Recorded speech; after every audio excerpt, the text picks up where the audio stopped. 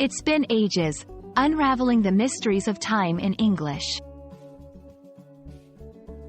Hello, language enthusiasts. Today, we're diving into a very common English phrase that might seem simple but carries a lot of emotion and meaning. It's been ages since. This phrase is a gateway to expressing long periods of time and reminiscing about the past. Let's explore how you can use it effectively to sound more like a native speaker and enrich your English conversations.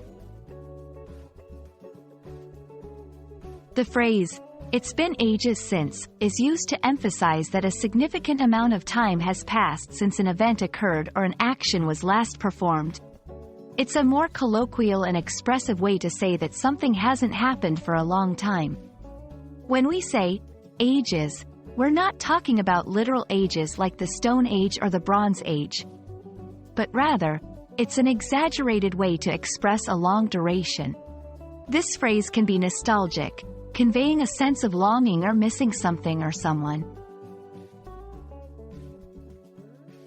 To use this phrase correctly, follow it with a verb in the ing form, the gerund, or a past action.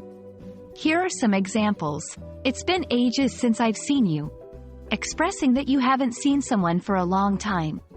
It's been ages since we last went on a vacation, indicating that it has been a long time since the last vacation. This phrase is perfect for casual conversations, catching up with friends, or when you want to express that you've missed doing something or seeing someone. To add variety to your conversations, you might want to use synonyms or similar expressions. Here are a few. It's been forever since, another hyperbolic expression to indicate a long time. I can't remember the last time, used to express that an event happened so long ago that the exact time is unrecallable. It's been a long time since, a more straightforward way to express the same idea without exaggeration.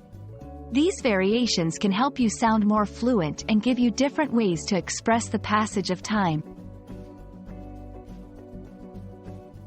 Understanding and using phrases like, "It's been ages since," can add depth to your English conversations and help you convey time's emotional aspect more effectively. We hope this video has shed some light on how to use this expression and its variations to sound more like a native speaker.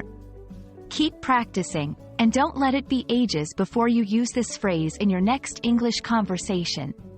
Remember, language learning is a journey, and every phrase you learn opens up new avenues for expression. Happy learning, and see you in our next video.